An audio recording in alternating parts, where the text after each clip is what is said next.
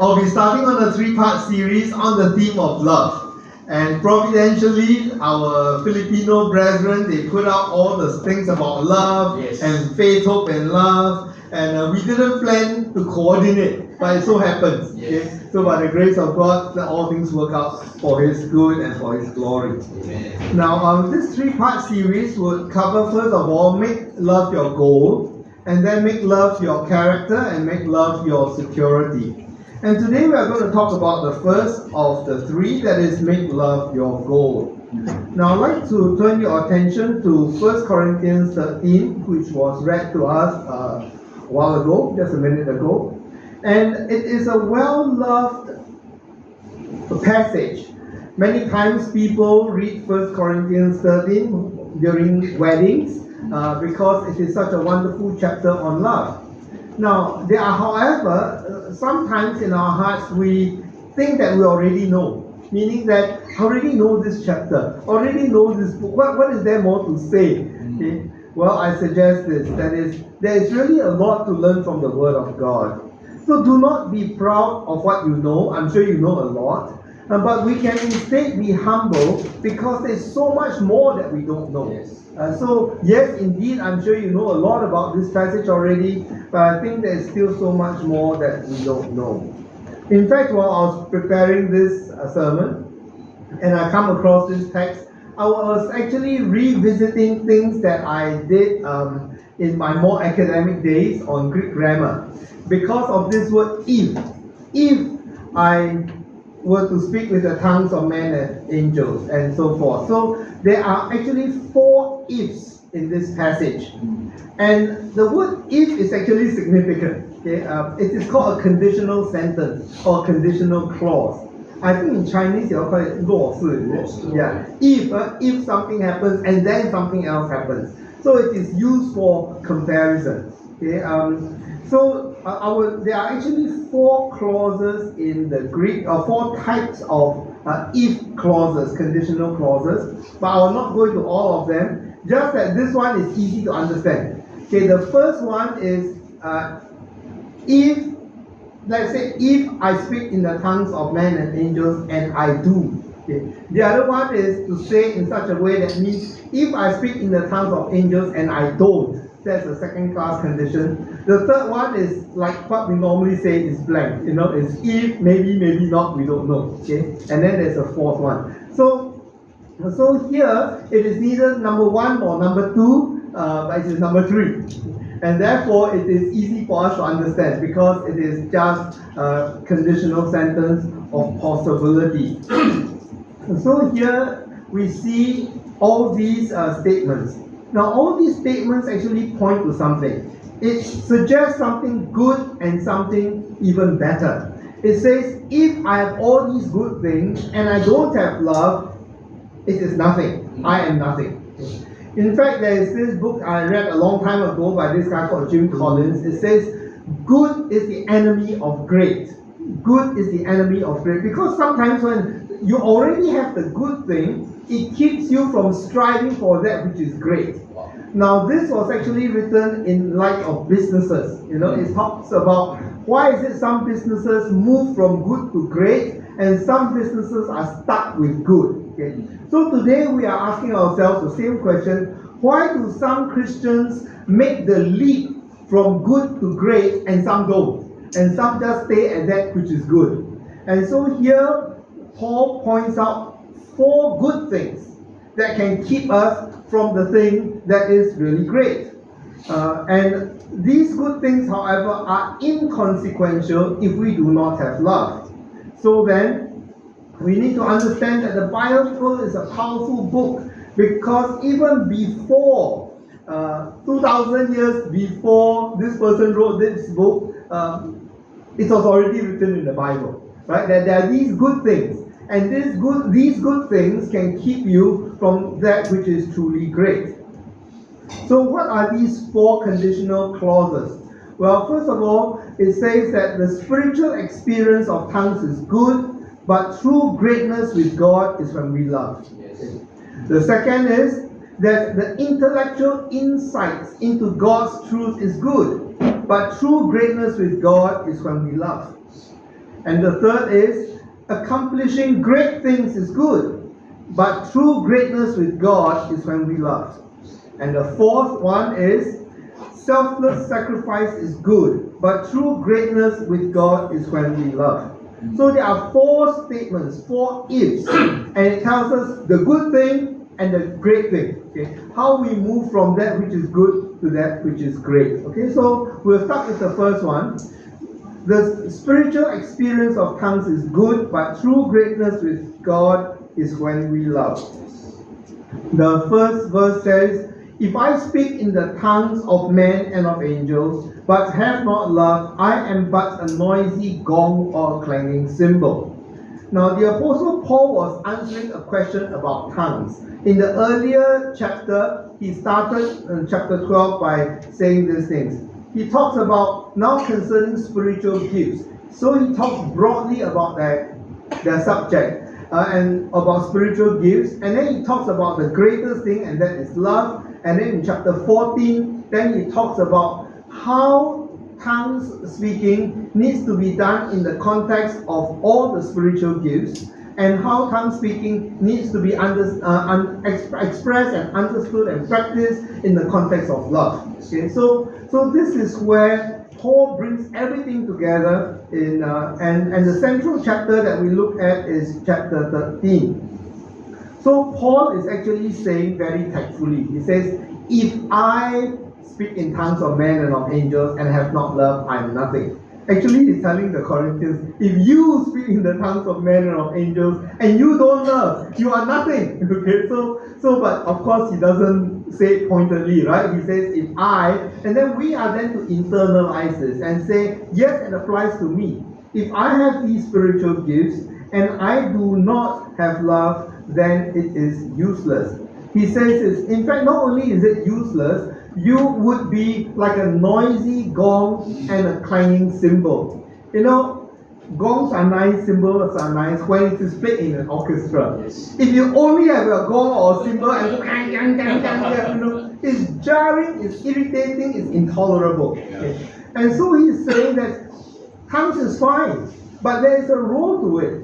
And if you elevate it and this is all you can do and talk about, then you become like a gong and a clanging cymbal, clashing cymbal that nobody wants to hear. Okay? So it is important then, he says, that without love, your tongue speaking is meaningless.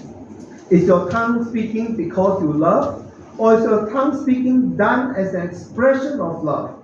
If not, then you have not place love front and center, and instead place the gift front and center. Therefore, cultivate love, because this is where you move from good to great. It's where you move from the good exercise of spiritual gifts, not just tongues, any other gift, okay? And then you move it to that which is great. Then the second point that he makes for us is this, that is, intellectual insights into God's truth is great, but true greatness with God is when we love. You know, that is the second conditional statement. If I have prophetic powers and understand all mysteries and all knowledge, but have not love, I am nothing. So he moves from the emotional and the experiential to the head knowledge, to the intellectual. Different ones of us are inclined to different things. Some of us respond more to emotional experiences. Some of us respond more to intellectual appeal. And he's saying, regardless of where you come from, whether you are the more emotional type and you enjoy this experience, or whether you are the intellectual type and this is where you really camp on, he says that, you know, without love, it is really nothing. He says, then I'm nothing. You know, we live in an information age, right? And you may have heard recently, AI is the big thing that is going on now. And companies are spending billions and billions and billions of dollars building AI agents. And basically what we are doing is we are talking about information, about knowledge, about understanding. And so this is a powerful information age that we are in. When I was growing up, there was this thing called CPU, Central Processing Unit. Now it is GPU, right? Graphics Processing Unit. But beyond that, now people are talking about quantum computers. Don't ask me what it is, I get confused. But anyway, I know that that's supposed to be the next big thing, okay? That we have not really gotten a handle on it yet. Well, people are spending billions and trillions of dollars on infotech. And this is how desirable information is. This is how desirable knowledge is. We want knowledge, we want information. And because of this, we spend millions and billions of dollars, and I feel being left out because I don't know AI, so I tell myself I must learn how to use AI now. You know, we don't want to be left behind.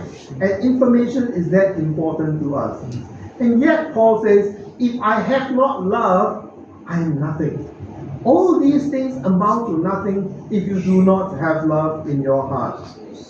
You can heap great value onto knowledge, and that is true, there is great value in that. In fact, some of you may know that there is now an attempt to link the brain to the computer. Meaning they put electrodes into the brain so that the brain can control the computer. Because the computer can know so much that the brain cannot know. So they want the brain to control the computer by thoughts. And they are poking all these wires inside the brain. Okay? So all these things are this great value of insight and ability. When we study the Bible, all these things are good. But yet, it is love that we really need to cultivate. So we are not talking down about the need for learning the Bible or understanding the Bible, but we are elevating love.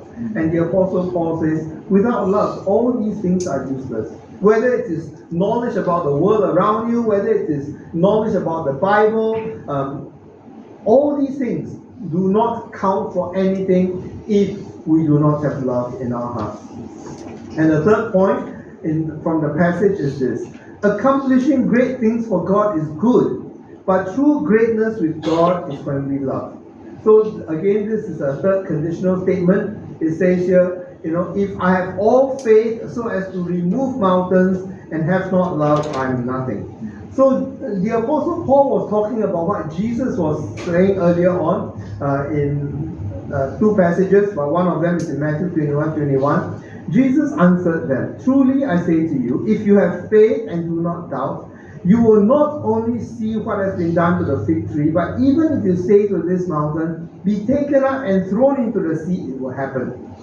Okay. Now Jesus is not talking literally, that you go around commanding mountains, please go to the sea, and then there will be total chaos all over, right? So one Christian says, mountain, please go to the sea. The next Christian says, I don't like that. Mountain, please go back to where you are. We're going to have chaos. But basically, he's saying that you can do the impossible. Okay? You can do tasks that take so much. And first of all, faith. There are two types of faith. There's a human faith, and it is true that you need human faith to accomplish human things. Okay, you need to believe and you need to push for it.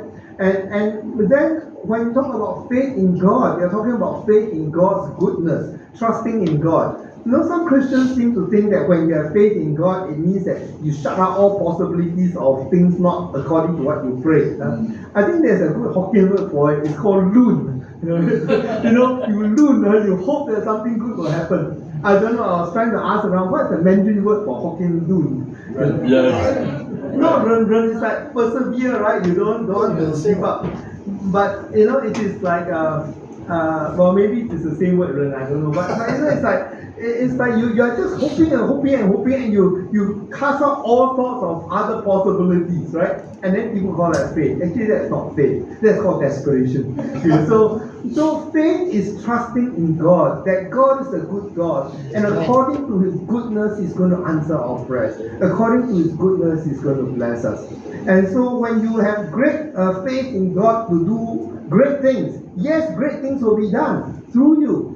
Even things like whether it is building churches, building a big congregation, making things done. All these are, this particular passage is for those of us who are great builders, who strive, who want to do great things for God. And all that is wonderful, except that it must be done out of love. We can build all these big things, but there is no greatness without God. In fact, building an ambition without love can be a very evil thing. If you look at the largest empire of the world, how many of you know which was the largest empire of the world that covered the most square kilometers on the face of the earth? Anybody knows? The Mongols, absolutely right, the Mongols. The Mongols covered more territory than any other empire of the earth, even more than the British, okay? The British only covered the seas. The land mass was actually covered by the Mongols. And you know what the Mongols did to become great? They killed so many people that it changed the carbon footprint of the earth. They killed so many people that entire areas became deserted, trees grew up, and when they started digging into the ice cores, they found that at the time when the Mongols came to power, so many people died that carbon dioxide dropped. That is how many people died under the Mongols. And yet he's considered great by the people of the world. So without love, if there is only ambition, the ambition can truly be carried away. Or another person great in the eyes of Chinese, Mao Zedong, right? And he is today's portrait. His portrait is in the Tiananmen Square, and everywhere you see his portrait. Okay? Well, and then the Chinese, until today, they talk about the century of humiliation. Why? Because so many Chinese were killed. Do you know that the Japanese, how many people, Chinese people, the Japanese killed during World War II? Between 3 to 5 million people. That's a huge number. The Japanese killed 3 to 5 million Chinese people during World War II. In fact, in the entire World War II, about 50 million people died. So that's a huge number, right? After World War II, Mao came to power, and under Mao Zedong, more than 60 million Chinese died. More Chinese died under the Cultural Revolution and Mao Zedong than World War II, than all the Japanese atrocities.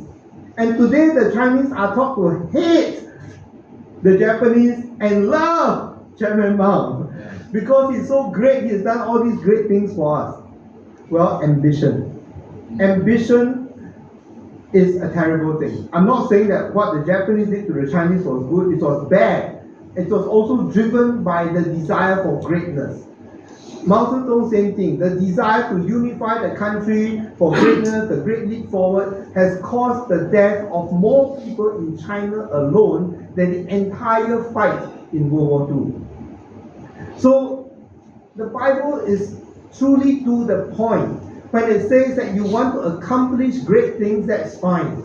But if that great thing that you're accomplishing is without love, it can lead to great evil. So, Paul tells us, I am nothing. If I have great ambition, if I have great ability, whether it is spiritual or secular things, and I do not have love in my heart, I am nothing. Self-sacrifice is good, but true greatness with God is when we love. The fourth point that the Apostle Paul says is this: if I give away all I have and I deliver up my body to be burned, but I have not love, I gain nothing. If a person is able to sacrifice himself for the greater good, it is a good thing. It's considered a good thing. It's just like, people dying for their country, patriots fighting, defending their country, right? It's a good thing. This sacrifice is a good thing. And yet, you ask yourself, is it a good thing that this Russian soldier sacrifices his life to go to Ukraine to destroy another person's country? He might lay down his life to do it, but it is not good. It is good only for his country. There's no gain in something like this. You can sacrifice your body, you can give up everything that you have, and yet it may not be a great thing. In fact, this verse also reminds me of people who burn themselves. The self-immolation, right? Yeah. They put kerosene or whatever, and then they burn themselves up to protest a point. I'm not saying that I think it's a good idea, so please don't go and burn yourself up. Because you just look at all the people who burn themselves up. Do you know why they burn themselves up for? You can't remember, I also don't know. They give themselves up for nothing. It's a sacrifice for nothing. Okay? So the Apostle Paul says, no, sometimes people do all these things because they are so angry, because they are full of hatred. That's why they are doing it. It's not necessarily that people do this out of love. Okay, so then I would like to, so to speak, conclude I have a long conclusion. I conclude by sharing this point with you. Why is love central to the Christian faith? Well, the short answer is because God is love. You see, God's holiness and God's love must be put side by side. God's holiness means that God is of such moral purity. And because of his moral purity and our lack of moral purity, there is a great distance between God and us. Okay? So we need to recognize this spiritual, deep, fundamental spiritual reality. But it is God's love that bridges the distance between God and us. So without God's holiness, there is no need for God's love. But with God's holiness, there is a need for God's love. God so loved us that he gave his only Son for us. And so this is why the Bible tells us in 1 John chapter 4, verse 7, it says, "Beloved, let us love one another, for love is from God. And whoever loves has been born of God and knows God. And anyone who does not love does not know God, because God is love." And that's the point. God is love. Okay? So the main way in which we understand God, in which God relates to us, and we relate to God, and we relate to one another, is love. You know that recently I heard the testimony of an Iranian man, and he was a Muslim. Of course, he grew up as a Muslim, and he was taught to hate the Jews and to hate America. Whenever we're in school, we are taught to chant, "Death to America, death to the Jews, death to America, death to the Jews." Then I grew up chanting all these things. Okay, until he met Yeshua, until he met Jesus. And then he began to have a love for people, even people who tortured him. And the remarkable thing was this. He said he started reading the Bible, and when he read Matthew, the first 5 chapters, just the first 5 chapters of Matthew, and he came to chapter 5, when Jesus says, "Love your enemies," he said, "I totally broke down. I'm taught to hate everybody around me in Islam. But Jesus says, love. Love even your enemies. Pray for those who curse you, who speak badly of you." And he says, what amazing teaching is this? And he was totally overwhelmed. I would like to just play this clip for you. It is quite a long interview, but I'll just play the first 4 minutes of it. Okay?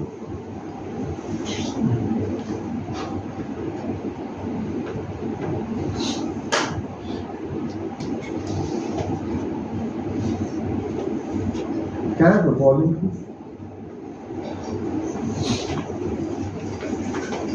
You came with a group of friends to bring a meal and bless the soldiers, and you stand up and start preaching to the soldiers in Hebrew mixed with English, if I remember correctly, about your friend from Israel, Yeshua Jesus. Yes. And I think everyone in the room was transfixed to what you were saying and surprised by what you were saying, because they didn't know how to process it.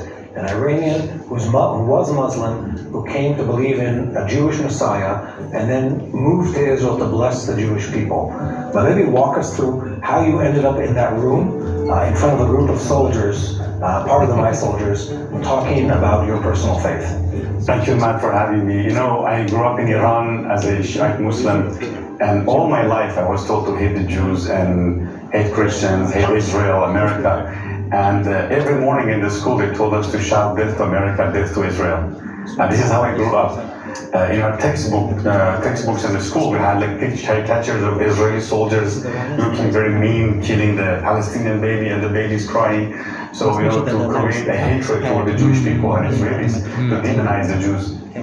And so this is how I grew up in the schools, in the media, you know, radio, TV, newspapers, propaganda against Israel and Jews. So then I began to research, and I saw that everything that they were doing is exactly what the Islamic Sharia law teaches. So I lost my faith in Islam. Were you religious as a Muslim? Yes, I was very devout. My whole family, my mother, my sisters were devout. We were going to mosques.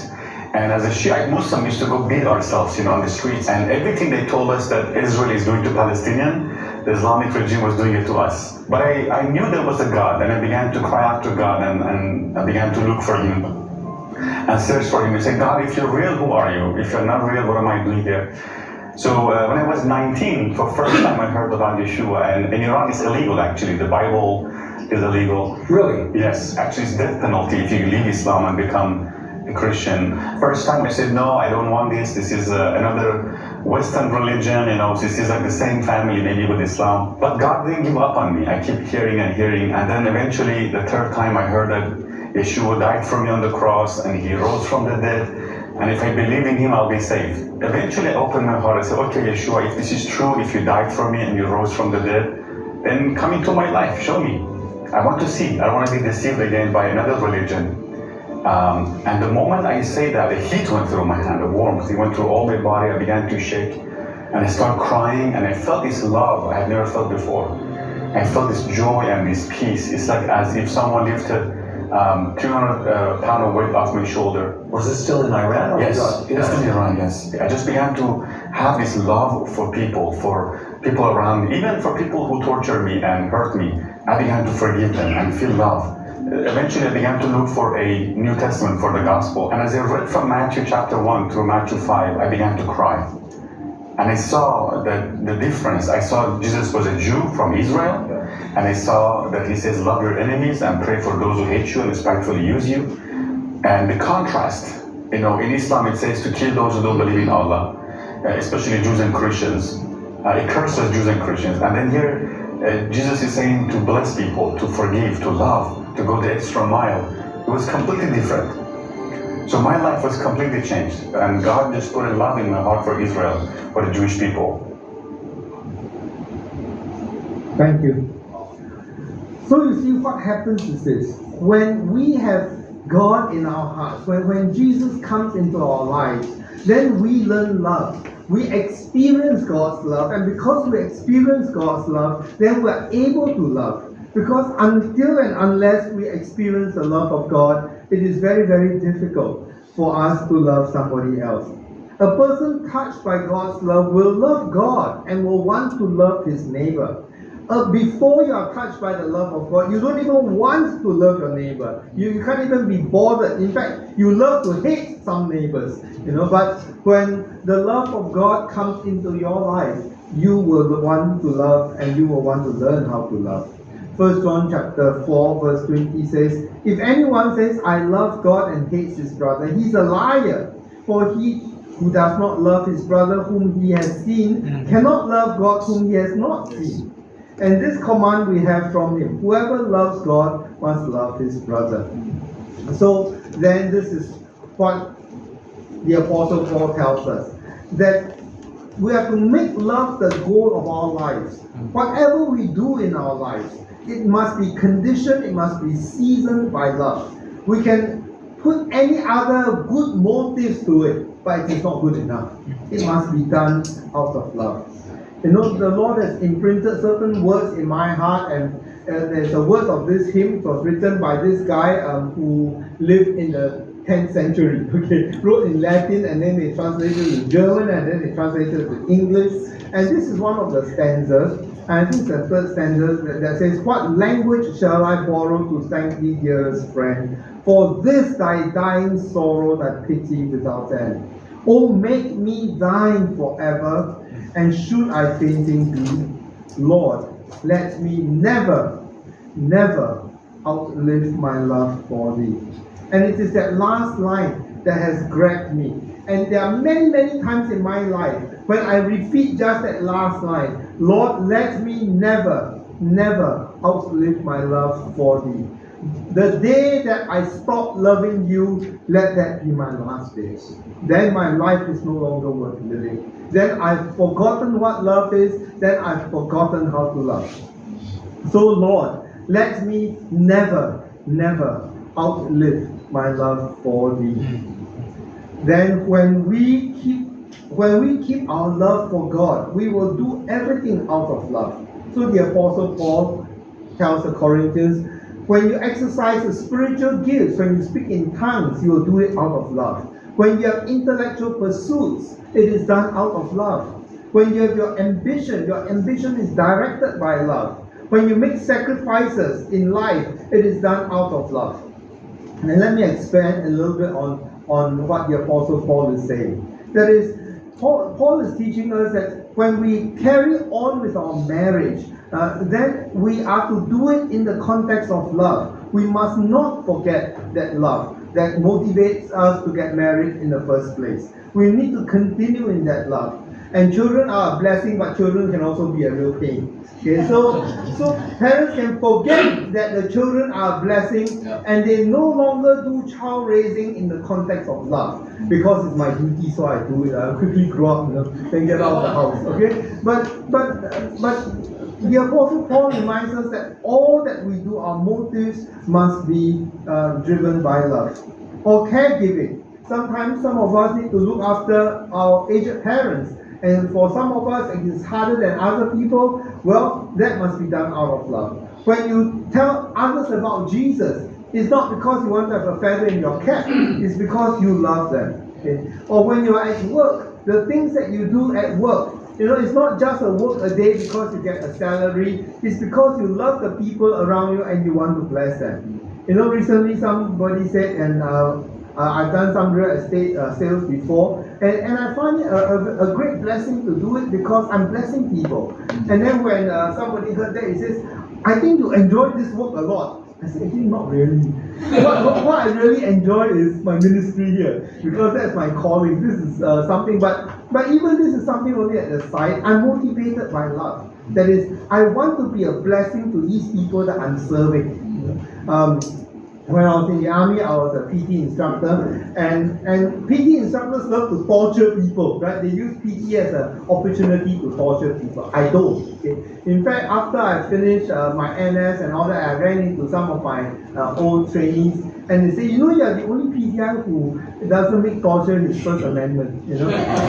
So it's like, no, I don't treat exercise as torture, as an opportunity to bully people, okay? But rather, because I love the men, I want them to be fit, I want them to be strong, I want them to be capable of doing the task that they are assigned to do. And so that is my objective when I'm training the men. And guess what? The men can see it.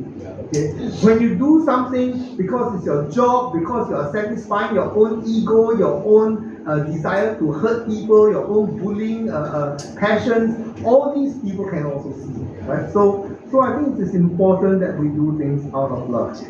So the most important thing for me in my life is to always keep my heart tender and to feel the love of God.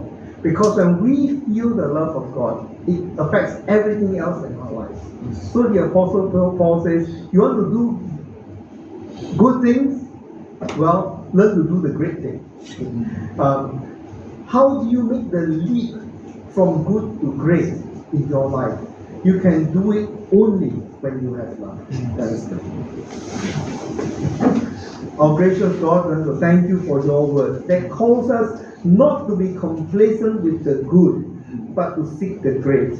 That we can do a lot of things, even spiritual things, for all the wrong reasons. With all the non-love motivated reasons that we do these things. But Lord, teach us and fill our hearts with love. Let us experience your love and let us love. Yes. Lord, we want to turn our hearts to you. Today, Lord, we are not talking about doing anything, but we are talking about turning our hearts to you.